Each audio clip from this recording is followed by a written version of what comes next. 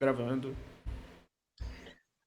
Olá, irmãos, que prazer! Esse é o Reforma no Cotidiano e estamos inaugurando esse projeto, o projeto da IPB Videira, a plantação da segunda igreja presbiteriana aqui em Foz do Iguaçu. E hoje temos a alegria de ter como nosso entrevistado o pastor Emílio, logo logo vai poder se apresentar, mas antes de tudo, gostaria de me apresentar, você que está acompanhando o nosso programa. Eu sou o pastor Renato, pastor responsável pelo nosso presbitério aqui da região, por esse trabalho que Deus tem feito nas nossas vidas e na nossa cidade, essa plantação da segunda IPB aqui em Foz do Iguaçu. Então, estamos muito felizes. O nosso programa, ele é mensal, então é nosso desejo que você nos acompanhe nos próximos programas, além desse que certamente você também vai desfrutar com carinho.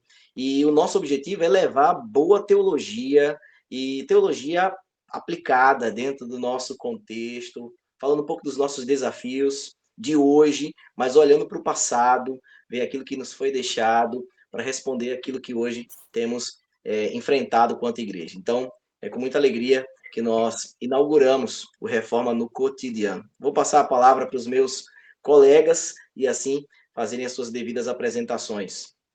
Por favor, Pedro, fique à vontade. Olá, meus irmãos. Eu sou Pedro Emanuel, sou um dos membros da plantação da segunda igreja presbiteriana em Foz do Iguaçu e, junto com o nosso pastor, com o João e com o reverendo Emílio, nós queremos falar um pouquinho aqui mais da teologia no nosso dia a dia e hoje, em especial, vamos falar sobre a teologia das plantações de igreja, né, dos trabalhos incipientes aí de plantação, de evangelismo, de como se inicia, né, um trabalho numa cidade que às vezes, como a gente sabe, tem desafios muito únicos e cada lugar vai ter a sua própria perspectiva. Então hoje a gente vai tocar um pouquinho nesses pontos aí das plantações de igreja.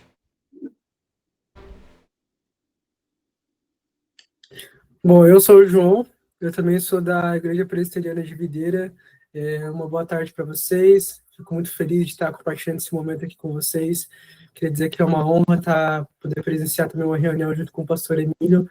Acompanho bastante o trabalho dele, as pregações, os livros, eu gosto bastante.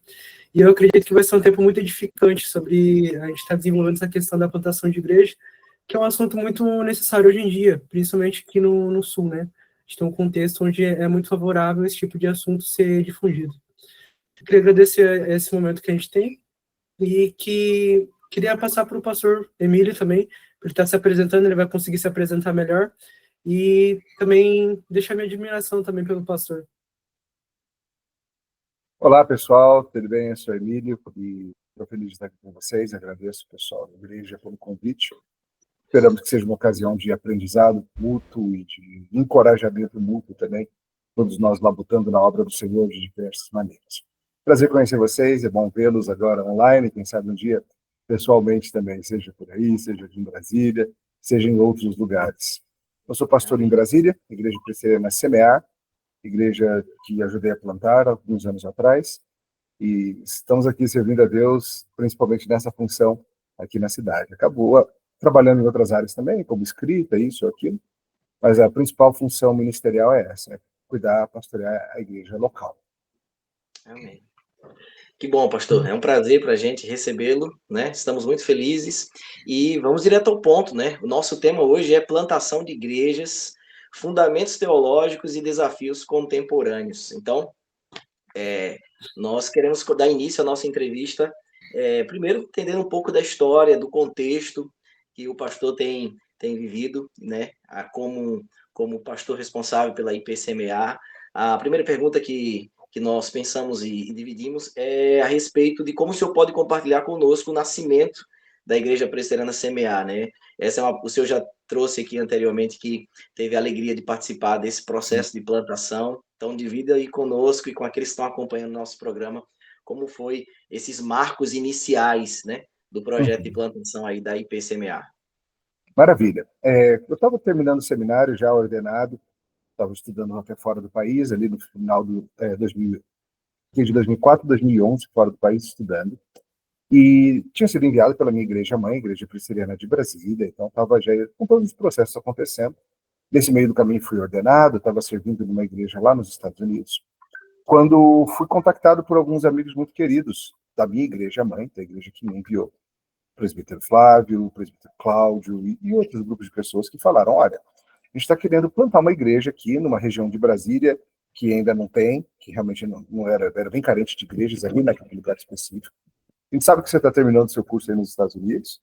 Você já tem planos? Você já tem algum projeto? Falei, não tenho não. Gostei. E aí começamos nossas conversas. Eu nem imaginava que ia voltar para Brasília. Tinha saído de Brasília em 2004, mas na providência do Senhor o plano foi retornar e me unir a velhos amigos. E realmente nos unirmos para plantar a igreja. Essa plantação da igreja ela teve o apoio da igreja mãe e ela começou nessa região que eu falei, a gente chama de região central de Brasília, que é da região ali do Eixo Monumental, para quem conhece. A gente, na época, não tinha uma sede própria, achamos um salão de reuniões, de centro de convenções, assim, de um hotel. E por alguns anos ficamos assim, nos reunindo, todo domingo a gente montava tudo, desmontava tudo depois do final. E tínhamos os nossos cultos ali no salão do hotel. Gerou alguma estranheza para algumas pessoas na cidade, né? Falei, como assim, a igreja no hotel? Que negócio é esse? Mas o importante não era ser hotel, o importante era que era um local de reunião. A gente se juntava lá, montava e fazia tudo. E foram alguns anos assim. Em 2011, então, eu voltei com minha esposa para o Brasil. A gente se juntou a esse grupo e começamos os nossos cultos locais. Antes mesmo de eu voltar, eles já começaram a se reunir. Já estavam tendo reuniões de estudo bíblico, de oração, de planejamento e tudo mais. E no momento que eu cheguei, éramos mais ou menos uns 30, se eu bem me lembro. Já com essa turma, uns 30 pessoas, a gente se encontrando dominicalmente. E começou a crescer, começou a andar e focando em várias facetas do Ministério da Palavra, sempre foi muito isso. Culto simples, comunhão, Ministério da Palavra, serviço mútuo. Esses foram os pilares aí da nossa igreja desde o início. Nada muito complexo, apenas isso mesmo.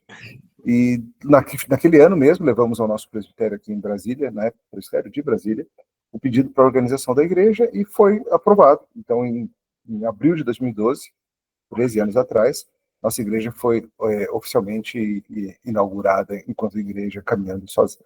E estamos aí desde então, na mesma igreja, servindo desde 2011. De lá para cá já tivemos uma plantação de uma igreja filha, já mudamos de lugar umas 4, 5 vezes, e muita coisa vai acontecendo, mas a igreja segue firme aí, servindo ao Senhor. Que bênção, pastor. Aproveitando a sua resposta, a Semear já se envolveu na plantação de uma nova igreja? Sim.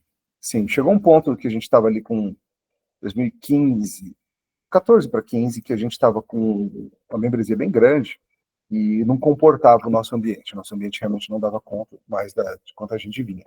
E a gente viu diante de duas possibilidades. Uma, a gente vai atrás de um lugar maior, ou a gente pega um grupo e desafia esse pessoal para começar um outro trabalho. E foi o que a gente preferiu fazer.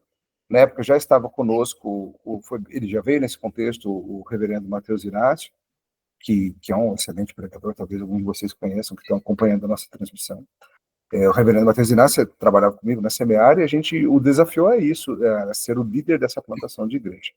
Então nós preferimos, em vez de nos tornarmos a maior igreja que podemos ser, vamos multiplicar igrejas. A gente tem muito forte isso na nossa igreja, essa ideia de que, em geral, tá? Não é uma regra absoluta, mas em geral, é melhor uma cidade ter 5 igrejas de 300 do que uma de 1.500 pessoas.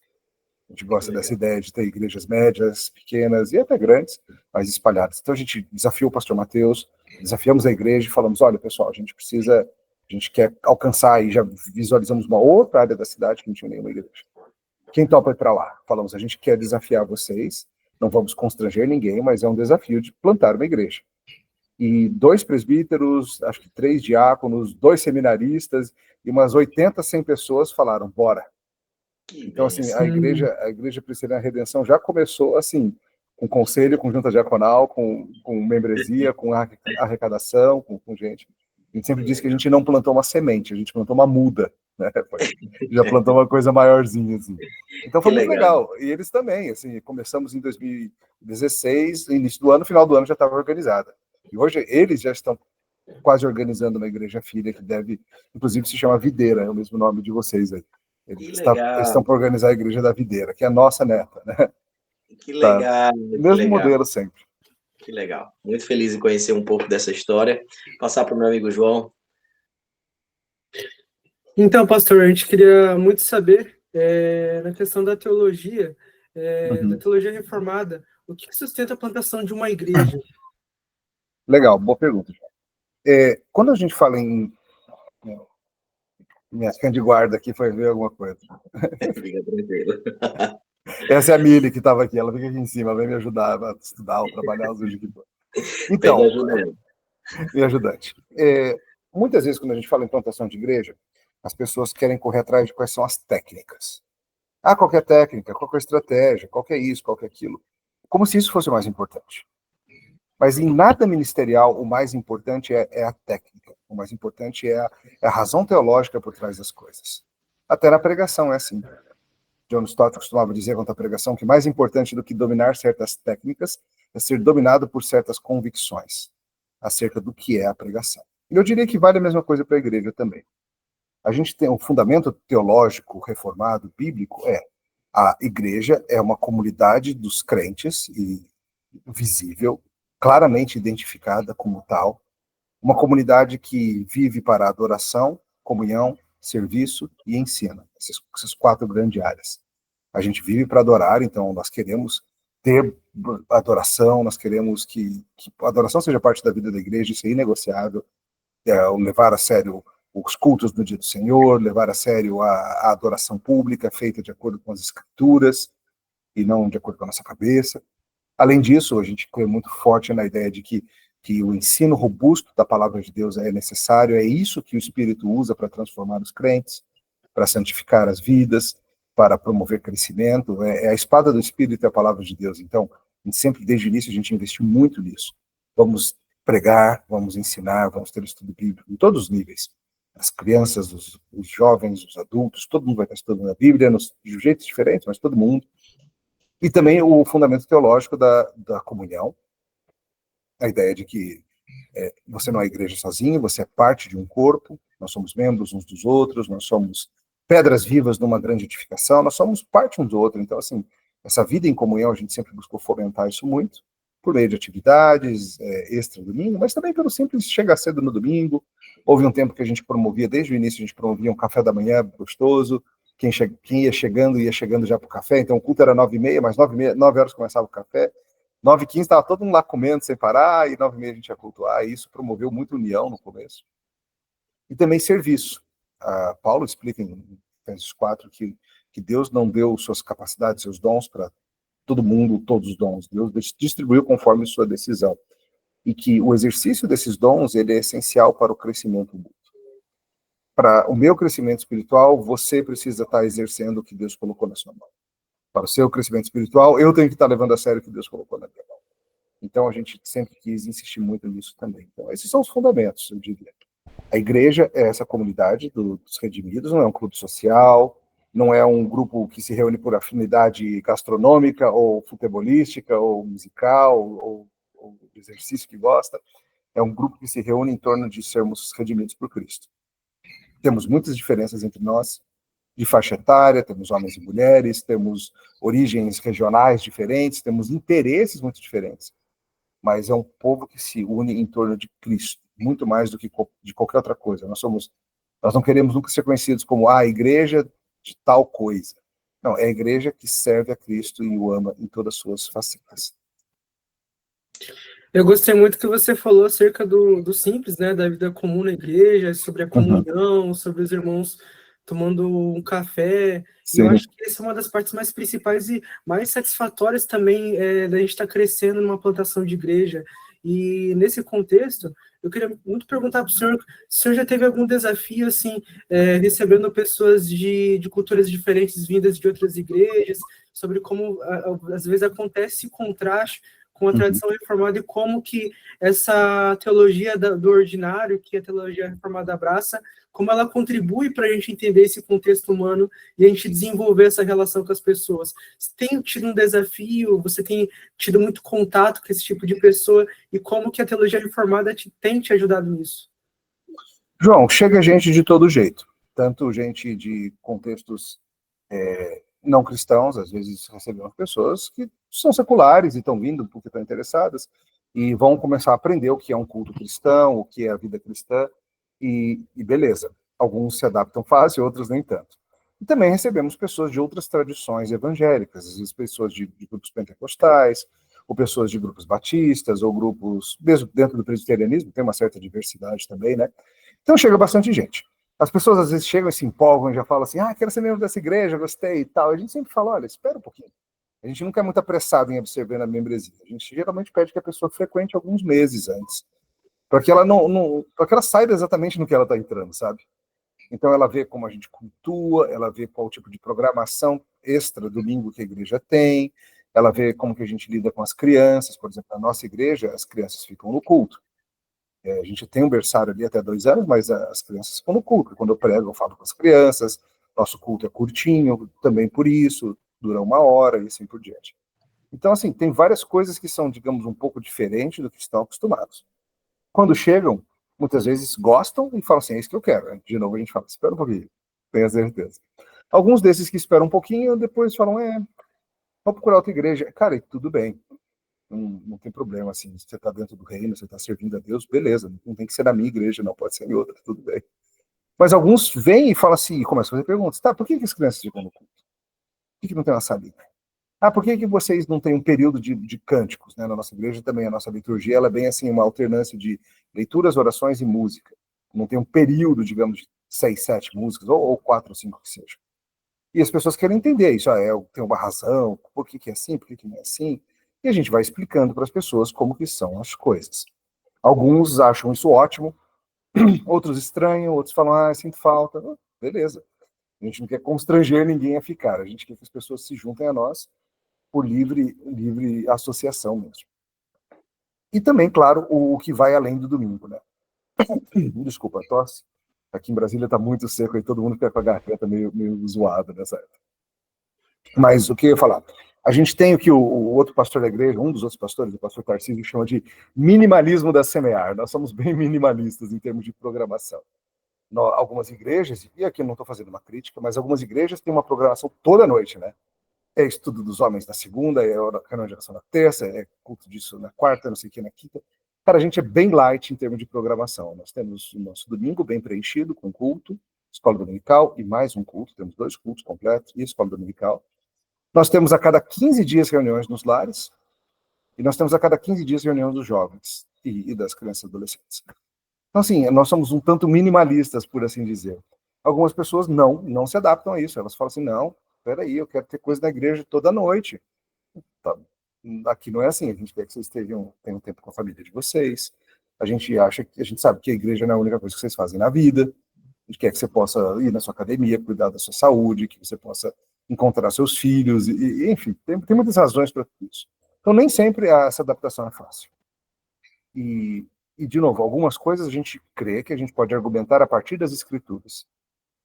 Por que tem que ter 2 cultos? Talvez a gente possa provar isso pela escritura. Por que é importante que as crianças fiquem no culto?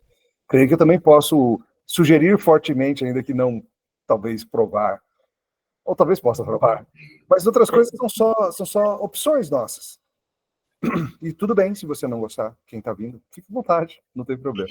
Então, assim, é uma absorção voluntária e com muita disposição sempre para explicar por que a gente faz o que a gente faz, e também disposição para ouvir sugestões, modelos alternativos e irmos nos adaptando às coisas também.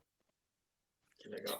Eu acho que esse tipo de acolhimento mostra muito, né, do que é a mansidão que Jesus mostra pra gente também, e mostra a sinceridade que é nessa colocação como igreja também, né, porque hoje em dia numa cultura onde as pessoas querem ter programação o tempo todo, querem ter conferência, eu acho que isso mostra um pouco mais a genuidade de viver como uma igreja cristã. E dito assim, eu queria passar para o meu amigo Pedro para ele dar continuidade. Muito bem. Pastor, um dado interessante que hoje a gente tem no Brasil mais de 87% da população brasileira hoje vive em zonas urbanas, né? Uhum. Então, assim, hoje também a plantação de igrejas, ela vai ter esse perfil mais urbano, né? Vai. Isso é natural. Eu sou de uma época do cristianismo, da igreja evangélica no Brasil, ali minha infância, em que o nosso trabalho era muito mais voltado para as regiões rurais, né? Vamos dizer assim, lá no Nordeste. Mas hoje a gente tem essa nova necessidade de continuar o trabalho dentro das cidades. As cidades cresceram, as pessoas estão mais, né, nessas aglomerações urbanas, cada vez mais as pessoas querem viver nas cidades, então a gente tem esse novo desafio. Então, assim, Uhum. diante dessa realidade, assim, quais são as características mais específicas que você vê nesse diferencial de uma plantação de igreja dentro de um ambiente urbano? Principalmente hoje nessa conformação urbana que a gente tem no Brasil, de apartamento, não é mais aquela casa que você vai lá, bate na porta e diz assim, ei, É, é. vem, vamos ali na igreja, né? Você tem Vertical, né? é um interfone, né? Interfone, É uma outra coisa agora. Então, assim, qual é a tem mais sua... barreiras, né? Isso, E se você chegar no interfone da pessoa, que às vezes você chega numa portaria isso. e tem alguém lá que comanda o E aí interfone está disponível. o condomínio fechado, né? É, O exato. condomínio fechado de casas também, mas a pessoa mora em casa, mas no condomínio. Então tudo Sim. isso, todas essas diferenças, né?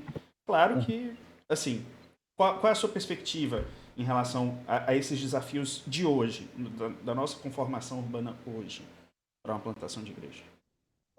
Pedro, essa pergunta é muito legal, muito importante, e ela nota realmente isso, que hoje o mundo é diferente, ele é urbanizado, né? Essa urbanização que aconteceu em grande parte no século XX muda tudo.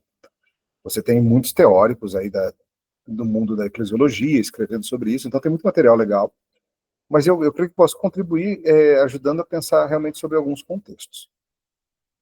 Claro, começando lembrando que cidades são diferentes. Uma cidade de 500 mil pessoas é muito diferente de uma São Paulo. A minha cidade, Brasília, ela é muito peculiar também. Brasília, ela, embora seja uma cidade grande, a gente tem uns 3 milhões, e ela seja bem ampla, ela é bem espalhada, mas ela é muito funcional em termos de trânsito. Então, por exemplo, eu moro a 15 quilômetros da igreja, mas eu vou em 15 minutos para a igreja. São 15 quilômetros em 15 minutos, porque são vias expressas, sem dificuldade. Ninguém leva 15 minutos para andar 15 quilômetros em São Paulo ou no Rio, não importa qual bairro você mora. Então tem isso, né? Você consegue em Brasília ter um trânsito entre bairros muito mais fluido e muito mais fácil. E isso aparece na composição da minha igreja. A igreja que pastoreio, eu tenho pessoas que dirigem 100 quilômetros para vir cultuar. Não uma perna, mas ela mora a 25 quilômetros, ela dirige 25 para o culto da manhã, volta para casa. Dirige mais 25 para o culto da noite, volta para casa. Você dirigiu 100 quilômetros no dia, e o brasileiro não acha isso estranho. O brasileiro isso é normal, porque todo dia ele dirige, ele desce do Jardim Botânico para trabalhar na Esplanada, são 30 quilômetros, ele desce, voltou, tranquilo. Então, assim, o brasileiro não vê problema com isso. Talvez, em outros centros urbanos, o cara pensa assim, o quê? Eu vou dirigir 10 minutos para a igreja? De jeito nenhum. O cara acha impensável ter que cruzar um bairro. Ele precisa que a igreja dele seja ali, ó, na esquina, no máximo na rua de trás, um negócio assim. Então, acho que cidade para cidade também tem as suas peculiaridades, né? Então, claro, isso vai trazer alguns desafios. Um dos desafios está ligado ao que a gente falou na pergunta anterior. Todo mundo nas nossas cidades, em geral, a partir de cidades de tamanho médio para cima, todo mundo é muito ocupado. Você vê, as pessoas estão vivendo vidas intensas, muita gente estuda e trabalha. Então, o cara, assim, às vezes ele sai de casa às 7 horas da manhã, sei lá, para ir para o trabalho dele, e ele chega às 22h30, quando sai da faculdade. Esse cara não vai a um culto de quarta-feira às 7 horas, ele não vai à reunião de oração às 2 da tarde, ele não tem esse tempo. E aí, o que a gente faz? A gente vai entulhar esse cara de um senso de culpa, porque ele ainda não está participando dos muitos programas da minha igreja, ou eu vou olhar para ele como pastor e falar assim, eita, você não leva Cristo a sério, hein? A vida é diferente. Numa cidade pequena, às vezes o trânsito leva 10 minutos. Numa cidade grande, dependendo de onde o cara mora, ele vai levar 1h30 para vir para o seu culto. E isso é pesado. Muitas cidades grandes, por exemplo, muitas igrejas em São Paulo optaram por fazer só um período. Porque já notaram que não vai acontecer. A pessoa não vai fazer essa travessia da cidade 2 vezes no domingo. Ela vai fazer uma. Então você faz um super período, por exemplo, você faz uma manhã bem intensa, começa às 8h30 com café da manhã, 9h30 tem o culto, 10h30 tem a EBD, você fica todo mundo junto ali de 8h30 a meio-dia, passa a manhã bem intensa e pronto, fechou aí. Porque essa turma vai sair para casa e não vai voltar às 6 da tarde para... vai fazer esse percurso paulista, ou carioca, ou Belo Horizontino de novo, né? Então, cada cidade tem suas peculiaridades, e é importante que a gente saiba disso. E isso é providência do Senhor para como o mundo está funcionando. Uma outra coisa que eu penso também, e é tanto um desafio quanto uma oportunidade. Alguns autores têm falado muito sobre como uma das crises do nosso tempo, como sendo a falta do terceiro lugar. O que eles querem dizer com isso? Quer dizer o seguinte: por muito tempo, você, homem, você tinha... Estou usando o homem aqui porque todos nós somos, né? Mas você, homem, você tinha alguns ambientes. Você tinha o seu ambiente da casa, você tinha o seu ambiente do trabalho ou da escola, 2, e você tinha um terceiro lugar. A barbearia, onde você encontrava a turma, a praça onde você encontrava os amigos, ou o que fosse.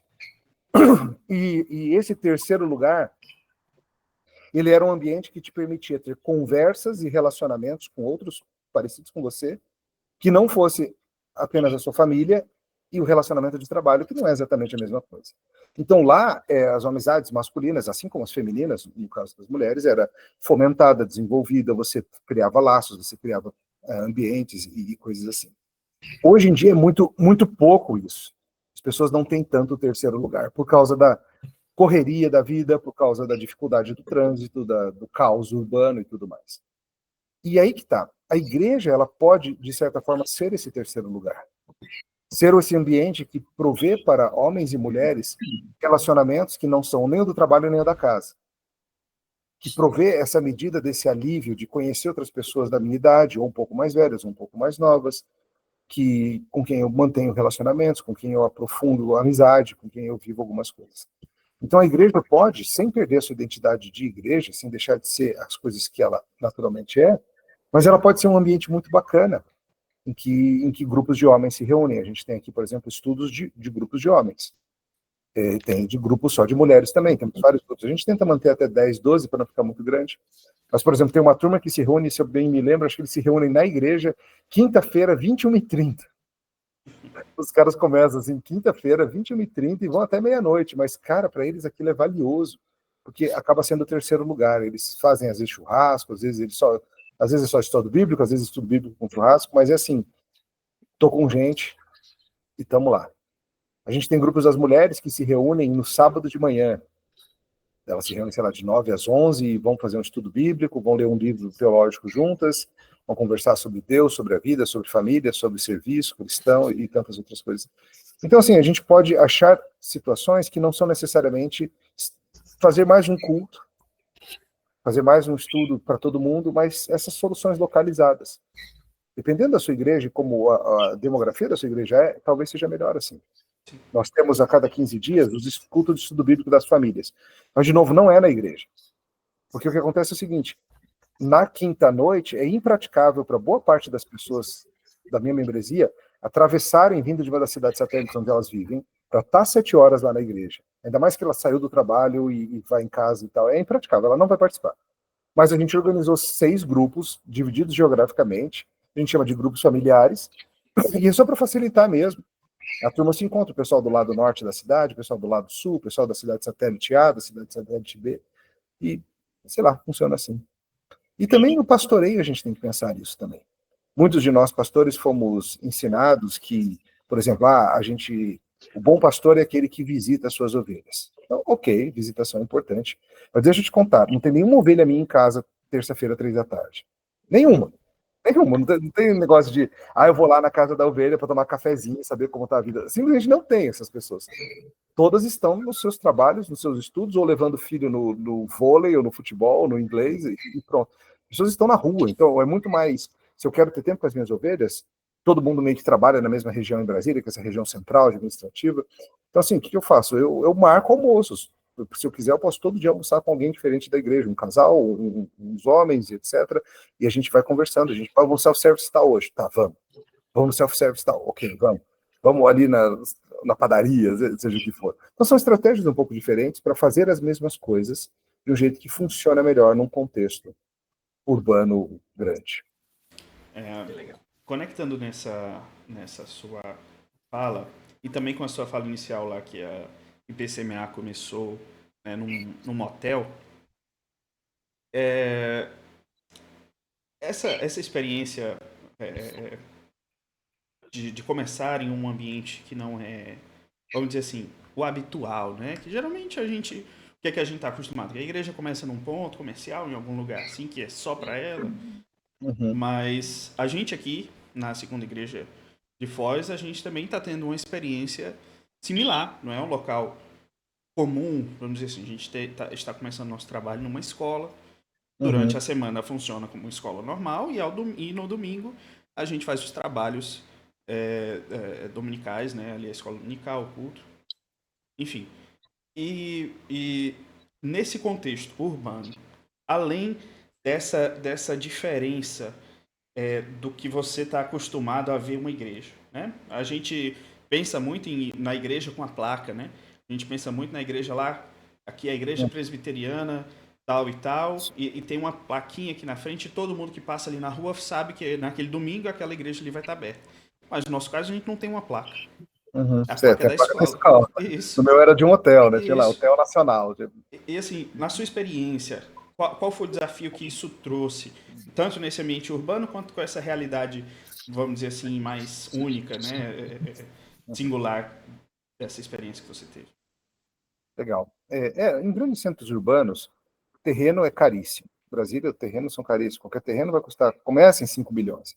Então, assim, se você fala assim, eu só posso plantar uma igreja se eu tiver um terreno meu, uma construção minha, para ter a placa e a fachada, cara, eu não vou fazer nunca, porque eu nunca vou juntar esse dinheiro. Mas se eu puder ter essa liberdade de, não, nossa igreja a gente se reúne num salão na sala comercial.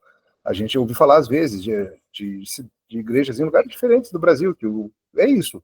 No domingo, algo é convertido em local de culto, seja uma escola, seja um salão de convenções. No nosso caso, isso do hotel funcionou muito bem, porque Brasília é uma cidade que funciona durante a semana, justamente porque ela funciona nessa questão política, administrativa. Então, vem gente de vários estados para ter suas reuniões nas sedes do Executivo, do Legislativo, do Judiciário. Então, os hotéis têm muita demanda de segunda a sexta. Na verdade, de terça a quinta, sabe? Mas eles ficam as moscas no final de semana, porque o público que vem para se hospedar em Brasília é durante a semana. Então, a gente achou essa ótima oportunidade que os hotéis estavam dispostos a fazer contratos de longo prazo com a gente, a preços muito inferiores. Então, era uma solução barata, era mais barato. O pessoal falava, nossa, vocês devem ter muito dinheiro aí para se reunir no hotel. Eu falei, nada, cara. Era mais barato assim, era um hotel famosão da cidade. Mas era muito mais barato do que alugar um negocinho ali para 50 pessoas na esquina e uso integral. E a gente já tinha um salão para 400. Então, sim, são soluções diferentes. Claro, isso traz desafios, como você falou, o transeunte casual não bate o olho e fala assim, tem uma igreja ali, eu vou ver qual é desse negócio. Como que as pessoas vão chegar na nossa igreja? Muito mais por outros caminhos, e a gente começou a precisar aprender a usar mais redes sociais, embora em 2011 ainda tivesse muito menos do que tem hoje, né? Hoje tem muito mais desses recursos. Mas aí que está o negócio. A gente teve que contar com o grande recurso que nós temos. As pessoas, os membros. Como que as pessoas apareciam? Quando um membro chamava. Não aparecia ninguém porque viu uma placa, mas aparecia gente porque, meu vizinho me chamou, eu vim aqui. Minha cunhada me chamou, estou aqui. Meu filho, meu amigo, meu colega de trabalho e tal. Então o povo da igreja logo percebeu que são eles mesmos que têm que chamar pessoas a estar com a gente cultuando. E eles assumiram isso para si. Muito mais do que confiar que a placa vai fazer o seu serviço, ou que o site da igreja vai resolver, ou qualquer outra coisa. Todo mundo que foi se juntando à igreja nesse tempo, raríssimas ocasiões, alguém que fala assim, eu vim porque eu vi o Instagram e me deu curiosidade de vir. Muito mais é isso, ou por recomendação, por boca a boca, ou recomendação de um pastor amigo também, que às vezes as pessoas perguntam, me recomenda uma igreja em Brasília, e alguém recomenda, tem lá, Semear e tal. Mas em geral é isso, gente que veio por meio dessa conexão orgânica de amizades, de famílias e tudo mais. Maravilha. Pastor Renato? Que legal. É bom a gente ouvir as histórias do que Deus está fazendo, né? Porque é interessante que, ainda que vivamos contextos diferentes, temos desafios diferentes, mas acho que na pergunta que o João fez, falando sobre os fundamentos, né? No fim, Eu vi essa semana falando sobre isso, né? O tom muda, mas as notas são as mesmas, né? Uhum. Assim, nós temos as mesmas notas nesse trabalho de plantação de igreja, porque o fundamento é esse, né? A gente não está inventando roda, né? É o ministério da palavra, é Isso, comunhão, né? É tem que ser esse. isso. É verdade. O tom vai mudar em alguns aspectos, vão ter desafios em determinados contextos urbanos ou em outros locais, uma cidade maior ou menor, mas é muito bom a gente ser encorajado ouvindo aquilo que Deus está fazendo nesse nosso Brasil, por meio do que já foi falado. E Amém. eu vou conduzir então para essa quarta pergunta que foi elaborada. Pastor, na sua experiência, quais estratégias práticas têm se mostrado mais eficazes para formar comunidades saudáveis e engajadas, né, no Evangelho, numa perspectiva de plantação de igreja, né? Tipo assim, eu sei que é difícil a gente falar sobre isso, né? Porque a gente vai falar também sobre nossa experiência e estratégia, ainda que ela não seja os pilares, né, de uma plantação de igreja, mas o que é aquilo que a gente tem observado dentro dos nossos tempos hoje, com os desafios que nós temos hoje, né? O que tem se falado e tem se escrito muito sobre isso, inclusive, tem se feito um resgate, né, sobre essa intencionalidade de uma comunidade, né, de uma igreja, né? Assim, mas na perspectiva de ser parece que não estamos, eu acho que as críticas que temos ouvido, né, e lido, mas na perspectiva de que parece que por um tempo não estávamos mais respondendo as perguntas de hoje, Uhum. sabe? Então, ainda estávamos respondendo perguntas da década de 90, né, dos anos 2000, e parecia que a igreja não tinha repensado a sua maneira de conversar hoje com a sociedade. Então, hoje, na perspectiva de plantação, né, como é que nós podemos entender uma ideia de uma igreja saudável sendo plantada, né, nessa perspectiva de crescimento? Beleza. Eu acho que, de certa forma, comecei a responder essa pergunta, mas dá para a gente pensar um pouquinho mais. Sim. É muito comum que as pessoas pensem assim, quais são as técnicas? Tem que ter tantos cultos por semana ou tantas atividades, como se fosse uma receitinha de bolo que funciona em todo lugar. E, de novo, eu acho que é muito mais as convicções de que a gente quer fazer o ministério da palavra de uma forma que seja contextualizada, que seja adequada à situação dos meus membros e à vida do povo a quem eu quero atingir com a mensagem do evangelho, né? Por isso que, claro, vai soar diferente num centro urbano paulistano do que num centro urbano mato-grossense ou paranaense ou cearense, ou seja, onde for. São situações diferentes de trabalho, de cultura e de tudo mais. Então, acho que o plantador de igreja e todo o grupo que está plantando igreja, eles precisam se valer de boas ferramentas de entendimento do nosso tempo. Você menciona a questão de respostas do nosso tempo e tudo mais. Hoje a gente vive numa era secular, e isso traz consigo alguns desafios e oportunidades. Hoje em dia a gente vive numa situação em que a opção da não crença está na esquina, né? As pessoas veem o tempo todo pessoas que não creem, pessoas que não conhecem o evangelho e que vivem suas vidas e muitos parecem viver vidas tranquilas e boas e satisfeitas em si mesmos. Mas a gente também vê que esse deserto do secularismo começa a exibir sinais de uma demanda por oásis. E a igreja pode ser esse oásis em que as pessoas encontram uma espiritualidade que por muitos anos a sociedade disse que era desnecessária, ou que ela era, no máximo, privativa.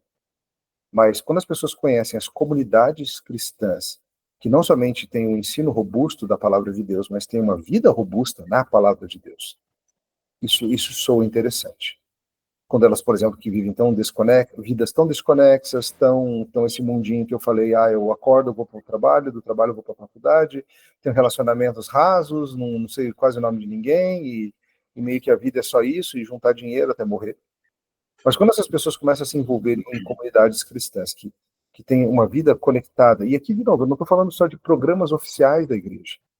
Às vezes a gente pensa, então a igreja tem que o tempo todo estar bolando atividades de comunhão. A gente pode fazer algumas, mas mais do que isso, eu acho que os nossos membros têm que ter uma noção do seguinte: eu posso chamar o outro membro da igreja para almoçar, uma família pode chamar outra família para no domingo ir almoçar em casa. E não só os pastores e os líderes, mas as pessoas perceberem que elas podem criar contextos de vida cristã, em que elas compartilham do dia, do pão, da alegria, disso ou daquilo.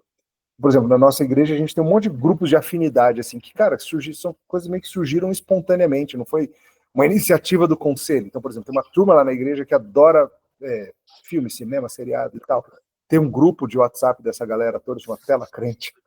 E eles passam o dia lá discutindo filme, mandando recomendação e tudo mais. E de vez em quando eu só fico meio observando, assim, curtindo. Aí de vez em quando o povo marca assim, vamos, chegou tal filme, vamos ao cinema junto. E vão. Ou vamos tal seriado, ou alguém quer ver isso. Então, assim, é um negócio que meio que surgiu do simples fato de que são crentes da mesma igreja, que são amigos e que querem experimentar juntos algo que eles gostam, que no caso são filmes e seriados e coisas assim. Não foi uma iniciativa do conselho, não foi um programa do conselho, mas esse povo começou a conviver, esse povo começou a se amar, a gostar uns dos outros, e esse povo começou a perceber que eles podem criar entre eles contextos disso, um desenvolvimento de comunidades de amor cristão. Tem outros assim, tem uma turma lá, esse é mais uma mulherada. Tem uma mulherada lá na igreja que viciou no tal do beach tênis. A turma, elas conversam sobre isso, elas se encontram para jogar, elas fazem aulas juntas, elas participam de torneios, sábado de manhã é a turma do beach tênis e tal. Então, assim, também não foi uma iniciativa do conselho, assim, vamos fomentar a amizade entre as mulheres por meio do beach tênis. Isso foram elas se aproximando e achando comunalidades, e uma empolgando a outra. Vamos lá, amiga, vamos jogar com a gente, você não está precisando fazer exercício, você disse que não gosta de academia, vamos com a gente no beach tênis. E cresceu e virou um negócio assim. Então, isso se tornou, lembra que eu falei da questão do terceiro lugar, né? E pessoas estão, às vezes, elas convidam amigas que não são cristãs para ir.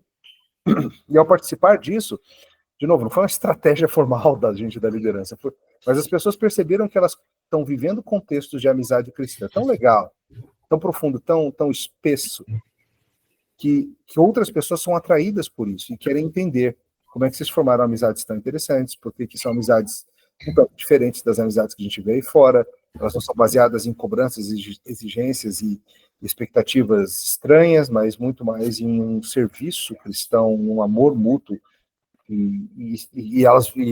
Nesses contextos, conversa sobre Cristo, sobre salvação, sobre Bíblia, sobre Deus, o que Deus está fazendo nas nossas famílias, é comum e não estranho.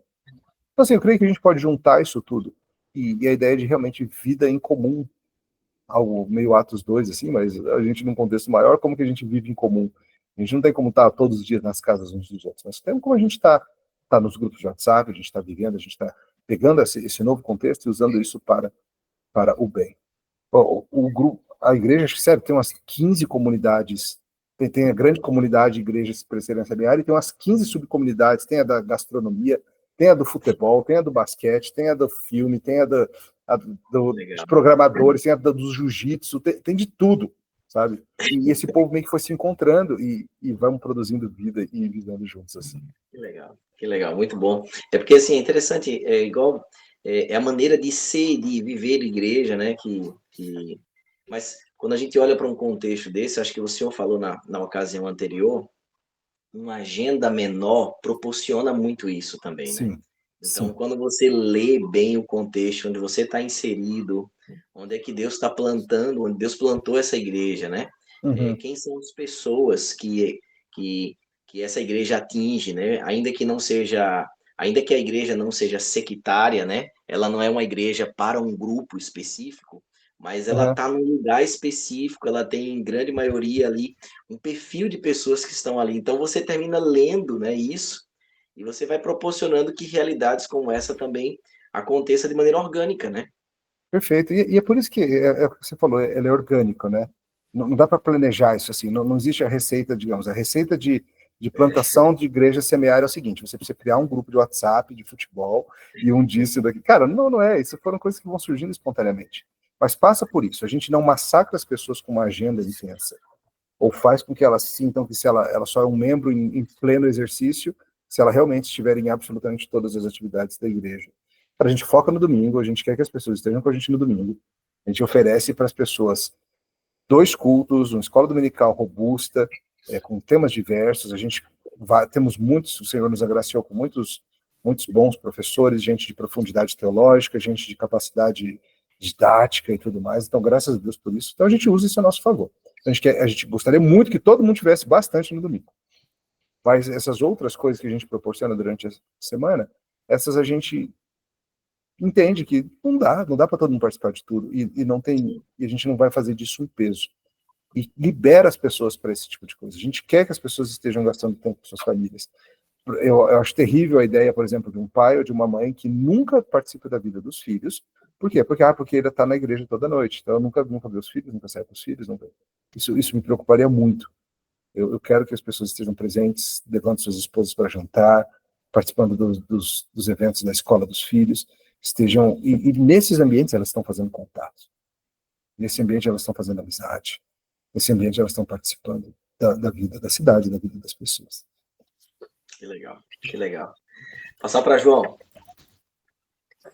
Pastor, hoje em dia a gente vive numa época onde existem muitas estruturas grandes, muitas mega churches hoje em dia, como elas são conhecidas, e elas acabam viralizando bastante nas redes sociais. A gente vê que, às vezes, igrejas enormes, com intuito, muitas vezes, que às vezes acaba passando por cima da teologia, acaba passando por cima de algo mais saudável, focando às vezes demais nisso, de atrair mais gente, de chamar mais gente, e em contraste com isso a gente vê muito o contexto de, por exemplo, sei lá, países perseguidos, onde a gente vê que a igreja ela cresce de forma mais, como é que eu posso dizer, nessa questão mesmo da plantação de igreja, por exemplo.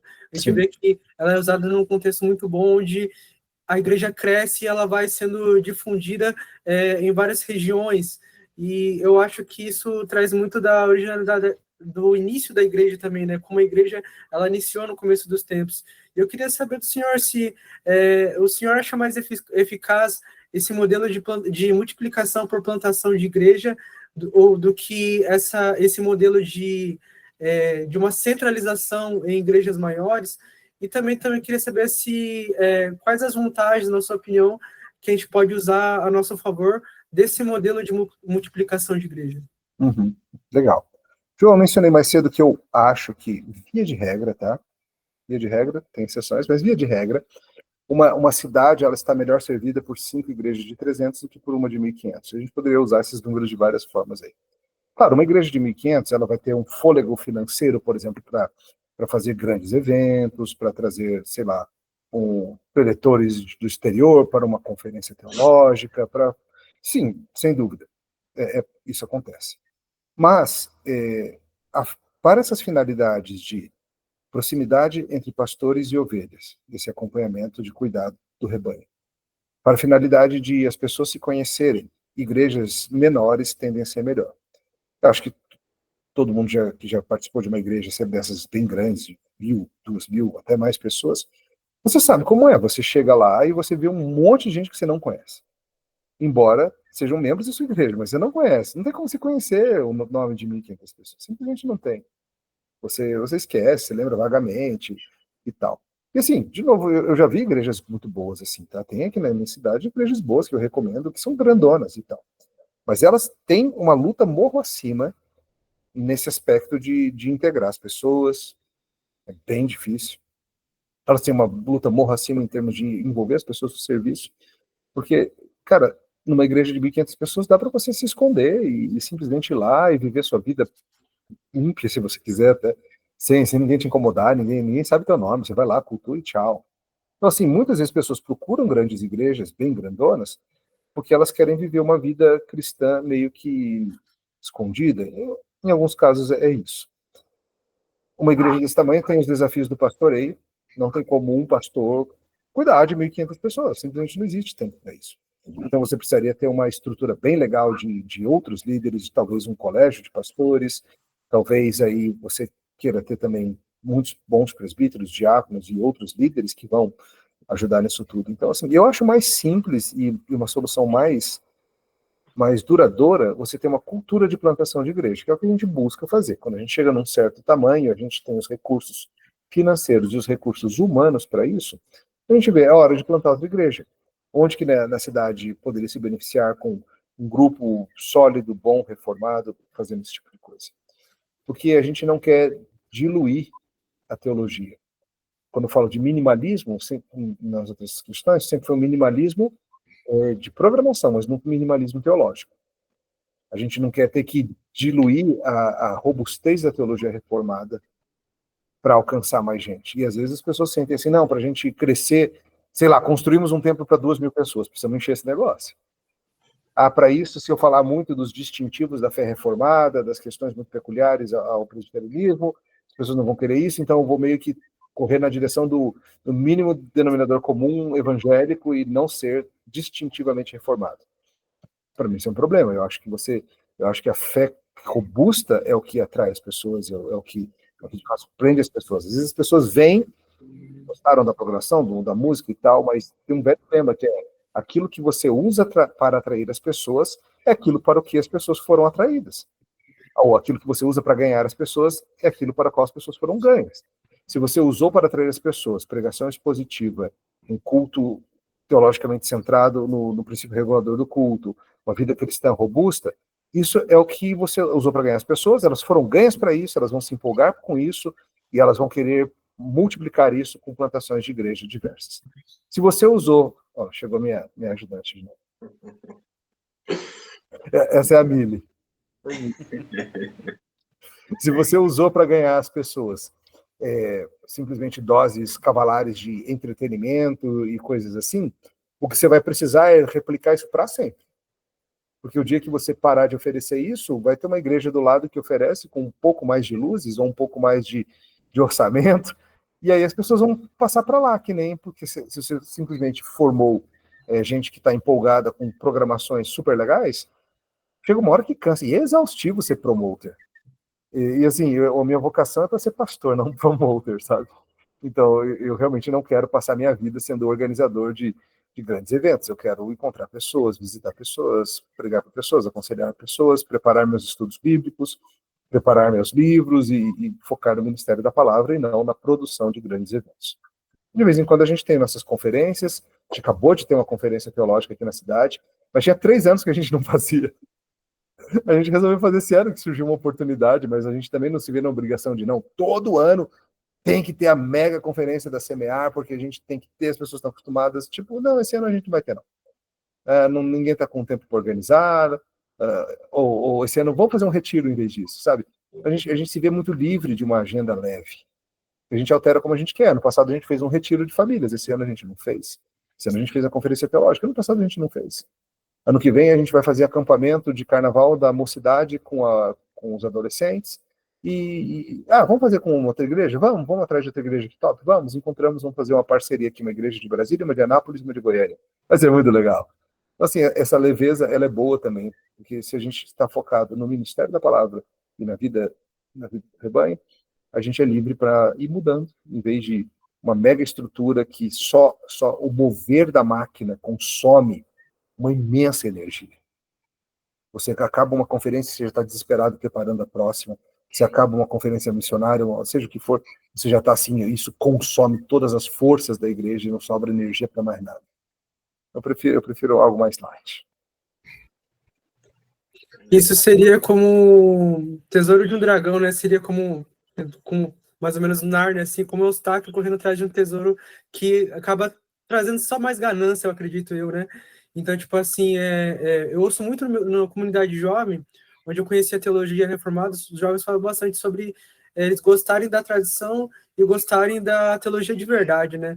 Eu sei que acaba sendo muito, muito pouco, infelizmente, hoje em dia também, mas existem esses jovens que eles realmente estão procurando o tipo de igreja certa, que tem uma teologia de verdade. Então, sim, acaba que no momento que esses líderes eles focam nisso de criar uma grande estrutura, eles acabam caminhando numa direção inversa daquilo que deviam e acabam, infelizmente, atingindo o alvo errado, né? João. Desculpa. Pode falar. Você falou muito importante. Eu acho que por um bom tempo foi ensinado aos líderes, aos pastores, principalmente aos que trabalham com juventude, que o que a juventude quer é programação bacana. Mas, cara, já tem um bom tempo que o que a juventude quer é profundidade. Então, acho que é isso que a gente precisa oferecer para a juventude. Legal. Maravilha. Pastor, você trouxe aí temas que eu acho extremamente importantes, né? Hoje, você falando, eu me lembrei, há muito tempo, eu ouvi uma dessas mensagens gravadas do reverendo Augusto Nicodemos, e ele falava, e aí eu já estou citando por tabela, né?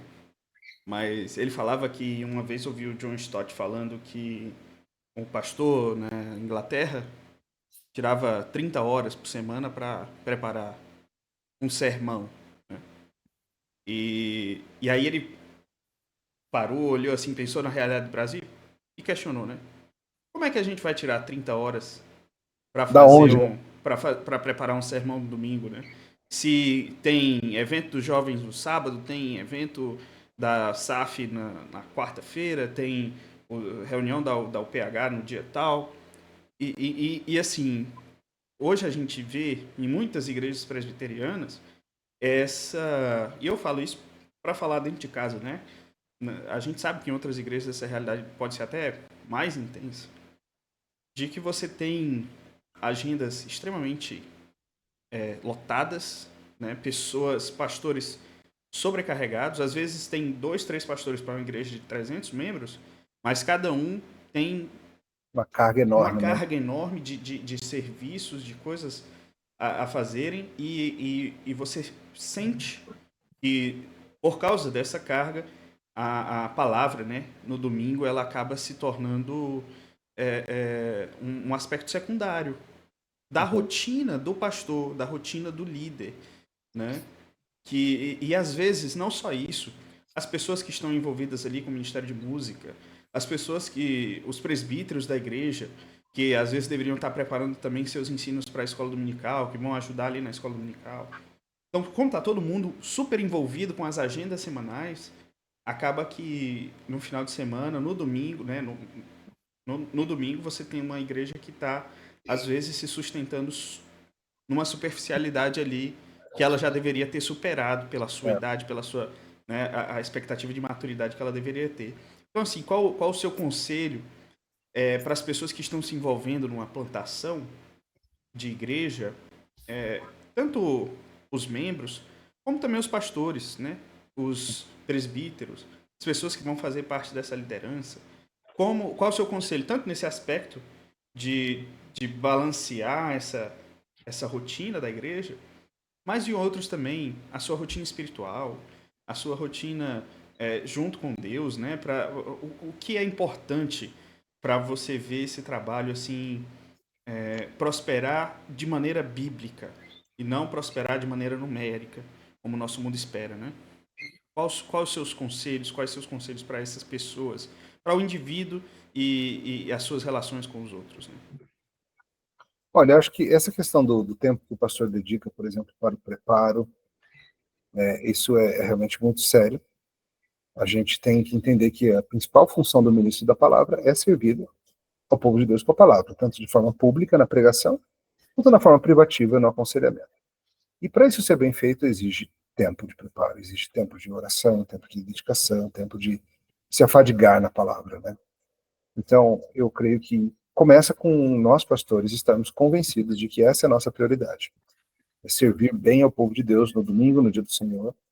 Se a gente montar uma agenda mais light em termos de programação, já facilita, né? Como você falou, se eu tenho que preparar uns 5 pequenos estudos durante a semana, porque eu tenho que dar uma palavra na reunião da SAF, dar uma palavra nos 2 aniversários que tem na semana, dar uma palavra na mocidade e tal, não tem como eu dar essas 5 palavras e ainda ter um sermão bem estruturado, bem preparado para o domingo.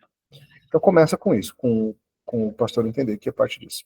Mas há que ser um esforço e um entendimento da comunidade como um todo, em alguma medida, mas principalmente da liderança, do conselho, ou se ainda é um trabalho que não está organizado, uma mesa administrativa, seja o que for, de que é vital que o pastor possa se dedicar a isso. E a igreja tem que comprar para si a noção de que a igreja deve buscar formas de liberar o pastor para isso.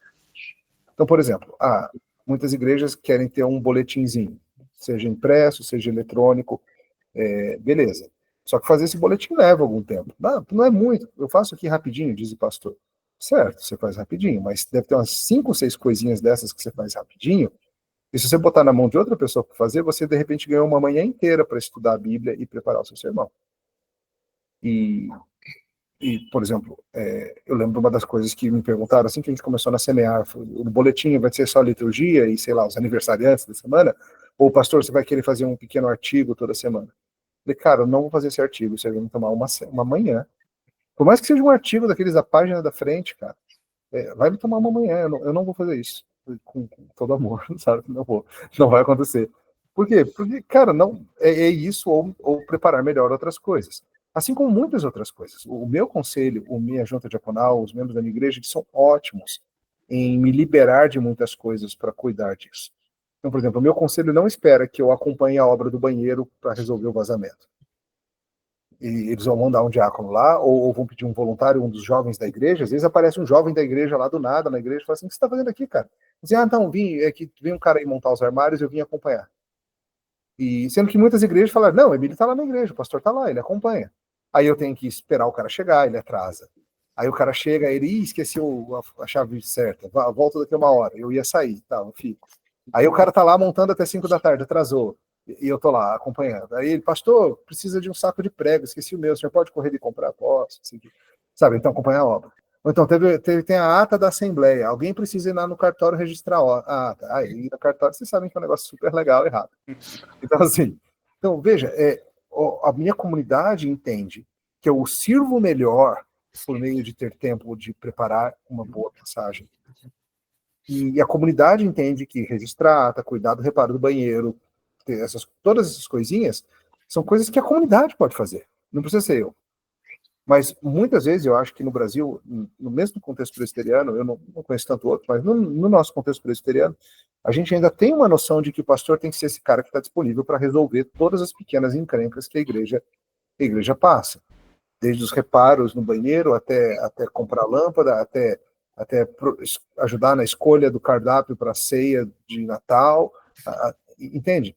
Em vez de entender que Atos 6 é acerca de quê? Para que os apóstolos ficassem livres para oração e palavra, os diáconos vão cuidar de servir as mesas. E a gente poderia extrapolar esse princípio para outras coisas também. Tem um monte de coisa que outras pessoas da igreja farão melhor do que eu faço. E eu tenho que ter essa consciência de que eu não preciso fazer tudo. Tenho que fazer o que me foi confiado, principalmente. Mas então vai ficar sem boletim essa semana. Tá bom, tudo bem. Não tem boletim essa semana, galera, porque não rolou. Tudo bem, mas tem um sermão bom. Aguenta aí, bora. Sabe? Entender o que é prioritário, o que pode ser feito para outra pessoa, ou pode até ficar sem fazer. Exatamente. Legal. Pastor Renato? Que legal. Pastor, eu acho que estamos chegando ao fim da nossa entrevista e, assim, é muito bom ouvir, né, ter esse tempo de qualidade falando sobre esse um assunto e, particularmente, né, de maneira muito específica, aqui na nossa região, né, agora falando da nossa cidade aqui, nós temos um desafio grande. Eu diria que Foz do Iguaçu é um típico estudo de caso, né, porque nós somos uma cidade de quase 300 mil habitantes, e nós temos uma única igreja presbiteriana hoje já estabelecida na cidade. E por isso o nosso presbitério de Itaipu está se mobilizando, né? Nós temos tido um momento de muita gratidão ao Senhor. E temos visto as nossas igrejas agora do presbitério sendo despertadas, né? Para essa necessidade, né? Então, temos uma plantação em uma cidade próxima aqui em Santa Terezinha de Itaipu. Temos uma revitalização em outra cidade que fica quase 80, 90, Veracruz, tem Matelã. Então, o nosso presbitério tem se mobilizado. E foi daí que nasceu, né, esse desejo de plantação de uma segunda IPB, aqui na cidade, particularmente de Foz do Iguaçu. Então, para um contexto de onde nós viemos, onde a gente vê aqui falando agora da nossa denominação, esse crescimento que Deus tem dado, né? Onde a gente tem aí uma variedade de igrejas, nós ainda temos muito caminho a percorrer aqui, né? Temos muitas oportunidades, mas também temos muitos desafios. Sim. E a última pergunta seria essa, na verdade seria mais, diante desse desafio, queria que você terminasse com essa palavra de encorajamento aí, para aqueles que estão insistindo de alguma maneira, porque nem sempre você precisa estar presente, né, em algo como esse. Você pode apoiar, nossa igreja tem órgãos muito bem estabelecidos para isso, né? Nós temos aí um trabalho muito bem organizado, distribuído. Você pode estar ali na frente de batalha, envolvido diretamente com isso, você pode estar intercedendo, apoiando, se interessando, contribuindo com a sua igreja local, para que ela também seja uma igreja. Então, de alguma maneira, divida conosco aí uma palavra de encorajamento para quem estamos assistindo sobre plantação de igreja. Claro. Eu creio que plantar igrejas, especialmente em regiões que têm poucas, como é o caso de vocês, tem alguns estados do Brasil que não têm realmente muitas igrejas, de nenhum tipo, não é só que não tem IPB ou igrejas reformadas, mas que não tem de praticamente nenhum tipo. Isso é muito desafiador, mas é muito bacana também. Tem sido testemunho de todo mundo que se envolveu na plantação da Semear, depois que se envolveu na plantação da nossa igreja filha, que é a Redenção. Isso traz um vigor espiritual muito grande para a pessoa, porque ela se vê assim, um projeto novo, e às vezes as pessoas pensam, vai ser desanimador, só um grupinho pequeno, vai ser desanimador, porque a coisa não está acontecendo. Não é. É um senso de necessidade, é um senso de precisar, um senso de se ver útil, que às vezes a pessoa que está simplesmente se juntando a uma mega igreja pronta, ela não se percebe necessária ou participante, ela entra e sai, ninguém nem nota. Na plantação de igreja que tem 15 pessoas, cada família que falta um domingo é notada e sentimos a falta e tudo mais. Então, não deixe pequenos números ou pequenos começos te desanimarem. Saiba que pode ser que o Senhor traga grande crescimento, pode ser que não, pode ser que continuemos sendo várias igrejas pequenas mesmo, mas seremos pequenas comunidades que amam a Cristo ardentemente, que conhecem a sua palavra, que vivem vidas que apontam para o bom perfume de Jesus e que de fato servem a Deus onde estiverem. Não, nunca vamos medir sucesso ou fidelidade por meio de número de membros. Tem critérios mais bíblicos de santidade, de amor, de verdade, de conexão realmente no caminho do Senhor. Amém. Legal. Que bênção, pastor. Eu vou passar para a parte final, que são as perguntas do Instagram. Essa tem um objetivo de ser mais bate-bola, né? Tipo Tá assim, bom. é aquele negócio de responde se der, de maneira objetiva, se não der, pula, e aí ninguém vai te cobrar nada por isso, não. A primeira pergunta que chegou aqui foi do Gustavo e da Marlena, dizendo assim, quais são as prioridades na escolha e formação de novas lideranças na plantação? O que é que o senhor entende como... O que é que nós deveríamos ter como prioridade nesse papel de formação de liderança na plantação?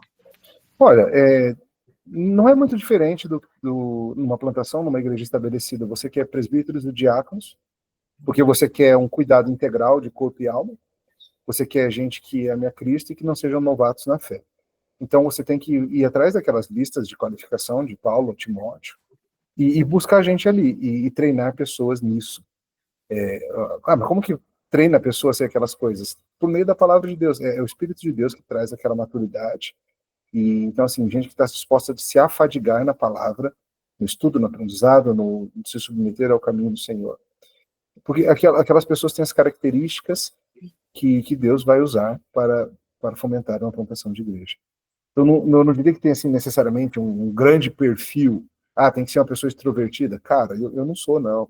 Tem que ser uma pessoa super assim. Eu sou bem introvertido, assim, sabe? Tem que ser aquela pessoa que ama o contato com as pessoas e sai falando na rua e chama o vizinho e qualquer pessoa na rua recebe um convite. Cara, eu sou extremamente tímido para esse tipo de coisa.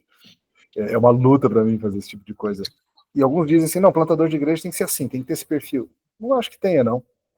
Acho que tem que ser gente que tá realmente buscando viver o evangelho na sua casa, em primeiro lugar, e onde está em segundo. Legal. Segunda pergunta. O que é que você entende sobre o nosso desafio hoje, a respeito de cosmovisão mesmo, bíblica, a respeito dessa polarização no país, como igreja, por exemplo? Como é que a gente pode superar esse desafio, já que a gente vive em um contexto nacional aí bem polarizado, pelo menos politicamente falando, né? Assim, como plantação, como igreja, como é que isso se apresenta para a gente como um desafio? Cara, a última coisa que eu quero passar, a última impressão que eu quero passar para um visitante, para um membro, para alguém que convida outro, é passar a impressão que ele só pode vir na minha igreja se ele votar em certo número.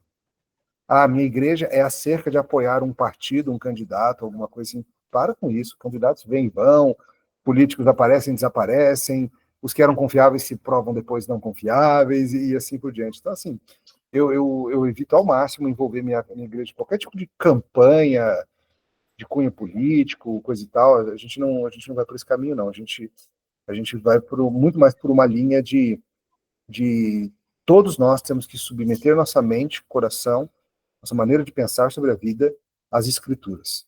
Isso vai nos levar a certos caminhos e preferências, ok, vai corrigir em outras, mas pessoas estão na jornada, estão no caminho. Eu não espero que pessoas cheguem prontas politicamente, ou teologicamente, ou ideologicamente. Eu espero que pessoas venham porque amam a Jesus, e aos poucos a gente vai trabalhando, e isso vai ter consequências em todas as áreas da vida, inclusive no pensamento político. Mas nunca, nunca, nunca vou fechar as portas e dizer assim, não, você tem que votar em tal número, seja qual for o número, você tem que apoiar tal candidato, você tem que participar de tal coisa. Então, nunca vai acontecer na nossa igreja de a gente ir fazer uma carta de apoio a candidato ou político, de maneira nenhuma. Mas eu acho que tem a ver com Brasília isso também um pouco, sabe? O povo às vezes pensa assim, que em Brasília vocês devem ser super ligados em política. Que nada, cara. O brasileiro é cético quanto à política. A gente vive aqui. A gente não acredita em figuras políticas muito, não. Nós somos muito mais céticos e talvez até cínicos. Legal, legal. A última, do Arthur. Pastor, eu vou parafrasear a pergunta dele. Se hoje o conselho chamasse assim, Emílio, escolha aí, precisamos de você para plantar ou precisamos de você para revitalizar. O que é que você escolhe? Qual é o grande desafio? O maior desafio na sua perspectiva hoje? Plantar ou revitalizar? Eu acho a revitalização de igreja um trabalho mais difícil, de certa forma. Eu acho que a plantação, você começa com uma turma que está empolgada com o trabalho, ninguém se junta a uma plantação de igreja se a pessoa não estiver animada. Ela sabe que vai ser muito trabalho. Ela sabe que vai ser um negócio pequeno, trabalhoso, vai ter que fazer 1 milhão de coisas. Então, assim, eu estou trabalhando com gente que está afim. Uma revitalização, muitas vezes, eu estou trabalhando com gente que não está afim. Que está lá, assim, talvez o conselho da igreja queira, assim, não, a gente precisa levar a igreja numa direção melhor e tal, mas os membros estão desanimados, os membros estão em brigas, tem várias desavenças. É aquele negócio, é muito mais fácil às vezes, você construir uma coisa nova do que você pegar algo que está indo numa direção muito ruim e conseguir virar esse naviozão numa outra direção. Então, se você quer saber qual é a minha preferência, eu prefiro plantação. Mas nós somos servos do Senhor, né? A gente vai onde o Senhor mandar. Então, o que o Senhor manda fazer, a gente faz, e faz com alegria. Que bom. Eu vou dar, então, a palavra para as despedidas aí dos nossos irmãos, começando por Pedro, depois João. No final, vou fazer a despedida geral e também dar a voz ao pastor Emílio para fazer os agradecimentos finais dele. Pedro. Tá joia. Pastor, muito obrigado. É sempre bom a gente ter esse contato com gente que tem muito mais experiência e também experiências diferentes, né? Eu venho de um contexto bem diferente de plantação de igreja em locais lá no Ceará. A gente tem uma outra realidade comparada a Brasília, né? Brasília é uma cidade muito sui generis, e lá em Fortaleza a gente tem uma outra realidade, muito mais também orientada ali à questão do espaço urbano, como também um espaço de violência, muito mais do que em Brasília, e isso também impacta na própria forma como a gente pensa a plantação de igreja, né? Então isso é uma coisa que, se numa próxima oportunidade também pudermos discutir, é uma coisa interessante de se falar. E agradeço também por toda a disponibilidade e atenção que você nos trouxe aqui. As suas perspectivas foram, com certeza, muito enriquecedoras. Obrigado, pastor. Uma honra servi-los, viu? Fico feliz com a oportunidade. Peço a Deus que abençoe os projetos, não somente a plantação da Igreja Videira, mas tudo aquilo que o Senhor der para vocês a fazer, e futuras igrejas filhas e muito mais. Amém. João.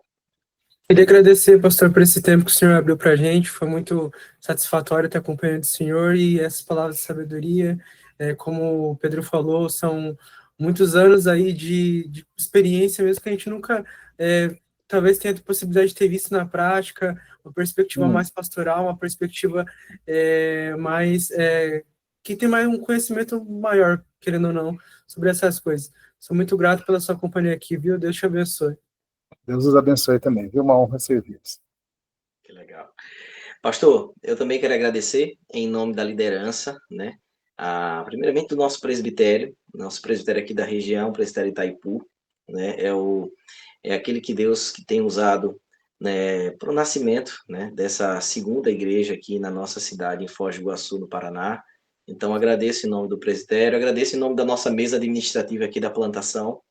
Então, Deus também tem nos abençoado, tem envolvido gente desejosa, inspirada, pessoas que estão com sangue nos olhos, como diz o nordestino, para ver o reino de Deus crescendo aqui na nossa região, de uma maneira local, né, organizada como uma igreja local. Então, nós estamos muito felizes por aquilo que Deus tem feito nas nossas vidas. E, particularmente, agradecer o seu tempo, a sua disponibilidade aí para dividir com a gente um pouquinho do que Deus tem feito na sua vida e no seu ministério e na sua família. Então, vai minhas palavras de gratidão. Devolvo a você agora para fazer as suas considerações finais. Inclusive, aproveito para falar um pouquinho também aí, se você quiser, do mais novo lançamento. Eu também sou um admirador do seu trabalho. Então, por favor, faça suas considerações finais e divida aí com quem está acompanhando a nossa entrevista. Tem a oportunidade de conhecer, se já não viu, as divulgações a respeito do seu mais novo trabalho. Tá joia. Obrigado, cara. Foi bom estar com vocês. É uma honra servi-los. Esperamos que o Senhor nos dê oportunidades aí de mais trabalho juntos. E aproveitando, falando sobre o livro, né, acabou de sair um livro que é uma coletânea dos meus contos reunidos, meus contos de ficção, que se chama O Amor nas Ruínas do Mundo, editora Trinitas. O livro ficou belíssimo e até acho que esses próximos dias agora, a pessoa que compra agora tem um super descontão, ganha uns brindes legais também.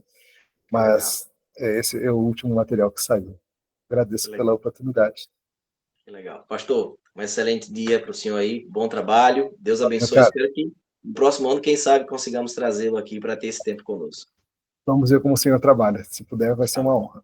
Vai até deixar um gancho aí depois para a gente falar um pouquinho sobre arte e fé, também que para mim é um tema caríssimo, que eu É legal mesmo. amo.